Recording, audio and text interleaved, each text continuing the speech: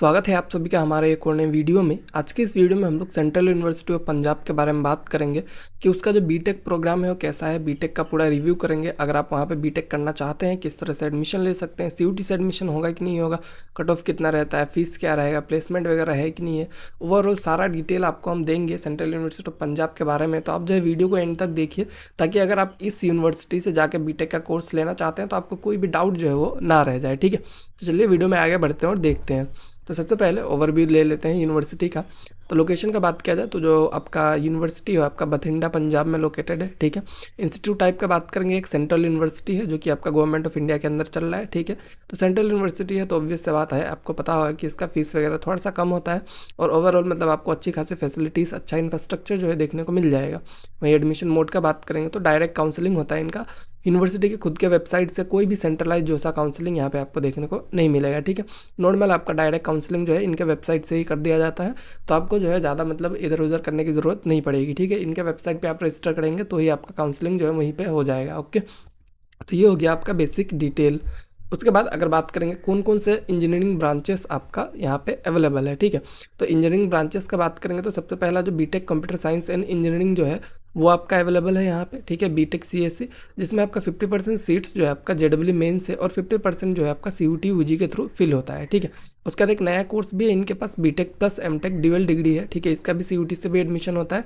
तो ये जो है आपका एक न्यूली इंट्रोड्यूस ब्रांच है जो कि एआई और मशीन लर्निंग पे फोकस करता है। ठीक है, तो यही दो ब्रांचेस फिलहाल के लिए आपको यहाँ पे देखने को मिलता है जहाँ पे आप जाके एडमिशन ले सकते हैं। ठीक है, दूसरा कोई भी ब्रांच आपको यहाँ पे देखने को नहीं मिलने वाला है। यही दोनों ब्रांच में आपको एडमिशन लेना पड़ेगा, या तो आप सीएससी चूज़ कीजिए या फिर डुअल डिग्री में आप एआईएमएल चूज़ कर सकते हैं। ठीक है, यही दो ब्रांचेस आपको देखने को मिल जाता है। इसके बाद अगर हम लोग बात करेंगे एलिजिबिलिटी क्राइटेरिया क्या है यहाँ का, तो एलिजिबिलिटी क्राइटेरिया में अगर देखेंगे तो आपका जो बीटेक सीएससी है, ठीक है, तो बीटेक सीएससी में आपका क्लास 12 में मिनिमम 50% मार्क्स होना चाहिए जनरल के लिए और 45% होना चाहिए रिजर्व कैटेगरी के लिए। ठीक है, और फिजिक्स एंड मैथ्स जो है आपका क्लास 12 में कंपलसरी है, ये चीज़ जो है आपको पता होना चाहिए। ठीक है, और सीयूटी यूजी का डोमेन का बात करेंगे तो वहाँ पे भी मतलब फिजिक्स और मैथ्स कंपलसरी है। ठीक है, और थर्ड सब्जेक्ट में आप जो है सीएस या फिर केमिस्ट्री जो है दोनों में से कोई भी एक सब्जेक्ट जो है वो चूज़ कर सकते हैं। ठीक है, तो ये जो है आपके पास ऑप्शन रहता है, बट आपका फिजिक्स एंड मैथ्स जो है कंपलसरी है, इस चीज़ को आपको ध्यान रखना है। तो ये हो गया आपका एलिजिबिलिटी बीटेक सीएससी का। वहीं अगर जो आपका डुअल डिग्री एआईएमएल है उसका बात करेंगे तो क्लास 12 में आपका मिनिमम 50% होना चाहिए जनरल का, और अगर आप रिजर्व कैटेगरी से आते हैं तो 45% होना चाहिए। ठीक है, और यहाँ पे भी आपको फिजिक्स और मैथ्स जो है कंपलसरी दिखेगा। सीयूटी यूजी डोमेन में आपका computer science as a domain subject रहना चाहिए, तभी आप यहाँ पे एलिजिबल होंगे। ठीक है, तो आप जो है मतलब यहाँ पे मतलब कंप्यूटर साइंस जो है वो उस चीज़ को आप देख सकते हैं, उसको आपको रखना है, तब जाके आपको यहाँ पे ड्यूअल डिग्री वाला प्रोग्राम में एडमिशन मिलेगा। नहीं तो आप जेडब्ल्यू के थ्रू भी एडमिशन ले सकते हैं। ठीक है, तो सीयूटी के थ्रू मेरे ख्याल से ज़्यादा इजी रहता है, तो आप जो है इस चीज़ को देखिएगा एक बार। सीयूटी अगर आप दे रहे हैं तो आप जो है इसमें ज़रूर से ज़रूर रजिस्टर कीजिएगा जब इसका फॉर्म वगैरह ओपन होगा। ओके, उसके बाद एलिजिबिलिटी के बाद अगर बात करेंगे आपका एक्सपेक्टेड कट ऑफ का। ठीक है, तो जो जनरल कैटेगरी है उसका क्या एक्सपेक्टेड कट ऑफ हो सकता है। तो जेडब्ल्यू मेंस का अगर बात करेंगे सीएससी में तो जनरल का जो सेफ स्कोर है अराउंड 86.5 परसेंटाइल के आसपास है। ठीक है, अगर आपका इतना रहता है तो आपको यहाँ पे मिल जाएगा। ठीक है, लास्ट ईयर इतने पे आपका एडमिशन हुआ था 86.5 के आसपास तक, तो वही आप 86-87 तक अगर देखेंगे तो वहाँ तक आपको मिल सकता है। और वहीं पे जेडब्ल्यू मेन का सीएससी का बात करेंगे ओबीसी ईडब्ल्यूएस का, तो 73 परसेंटाइल आपका ओबीसी का था और 77 परसेंटाइल आपका ईडब्ल्यूएस का था। ठीक है, तो इतने में भी वहाँ पे एडमिशन हुआ है।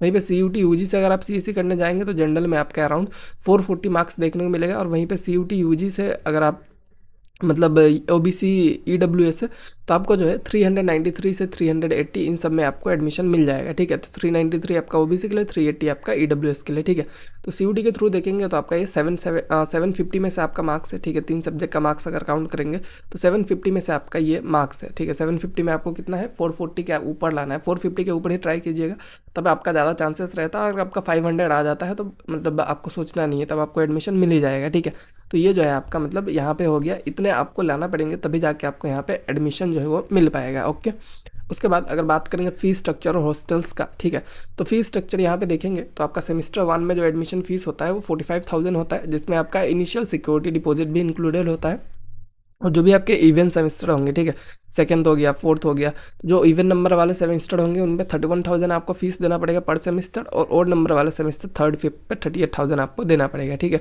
तो ओवरऑल देखेंगे तो आपका अराउंड 65-70 के पर ईयर का आपका फीस आ जाएगा। ठीक है, तो ये जो है काफ़ी मतलब अच्छा है। अगर आप किसी भी प्राइवेट यूनिवर्सिटी में जाते हैं तो आपको फीस जो है बहुत कम ज़्यादा देखने को मिलता है। वहीं पे अगर ऐसे सेंट्रल यूनिवर्सिटीज़ में आपको 60-70,000 में पर ईयर का फीस जो है वो आ जाता है, ठीक है। उसके बाद अगर हॉस्टल एंड मेस का बात करेंगे तो हॉस्टल अलॉटमेंट रूल जो है वो कैसा है, you will not get a hostel if your home is with in A 60 kilometre radius of the university. मतलब आपका घर जो है वो यूनिवर्सिटी के 60 किलोमीटर के रेडियस में है तो आपको हॉस्टल जो है वो नहीं दिया जाएगा, ठीक है। उसके बाद हॉस्टल फीस का अगर बात करेंगे तो 15,600 है, ठीक है, एडमिशन के टाइम पे। और उसके बाद मतलब जब आपका अप्रोक्सीमेट देखेंगे सेमेस्टर वाइज कितना लिया जाएगा, 8,600 आपका हॉस्टल के लिए लिया जाएगा, ठीक है। तो ये जो है आपका हॉस्टल फीस है। मेस का जो चार्जेस है वो आपको अलग से देना पड़ सकता है, ठीक है। तो वो जो चीज़ है आप देख लेंगे, बट हॉस्टल भी काफ़ी अफोर्डेबल है।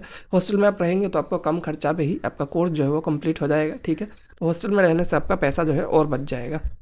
वहीं पे बात करेंगे जो कुछ नेगेटिव चीज़ें और कुछ अच्छी चीज़ें के बारे में, ठीक है। तो सबसे पहले कुछ अच्छी चीज़ें देख लेते हैं। तो इंफ्रास्ट्रक्चर का बात करेंगे तो बहुत ही अच्छा मिलेगा आपको, क्योंकि एक न्यूली इस्टेब्लिश्ड कैंपस है, ठीक है। बिल्डिंग इंफ्रास्ट्रक्चर जो है मॉडर्न है, फ्रेश है, देख ही सकते हैं आप फोटोज़ वगैरह में, काफ़ी अच्छा बिल्डिंग वगैरह है। तो ये जो है आपको अच्छा मिलेगा। वहीं पर अगर सपोर्ट का बात करेंगे, जो प्रोफेसर है, सीनियर है, ये सब जो है एज़ पर स्टूडेंट रिव्यू वो लोग काफ़ी अच्छे हैं। वो लोग मतलब अच्छे से गाइड करते हैं, बच्चों को सपोर्ट करते हैं, ठीक है। तो इन सब चीज़ों में आपको अच्छी चीज़ें देखने को मिल जाएगा। वहीं पर कुछ नेगेटिव चीज़ें भी है कि अभी तक यहाँ पे कोई भी प्लेसमेंट रिकॉर्ड नहीं है, कोई एलुमनी नहीं है, क्योंकि जो आपका सीएससी ब्रांच है बस 2 साल पुराना है, ठीक है। और एआईएमएल जो ब्रांच है वो तो अभी न्यूली इंट्रोड्यूस ही हुआ है। तो यहाँ पे कोई भी प्लेसमेंट डाटा आपको नहीं मिलेगा, कोई एलुमनी नेटवर्क नहीं मिलेगा, कोई भी कंपनी अभी तक नहीं आई है, ठीक है।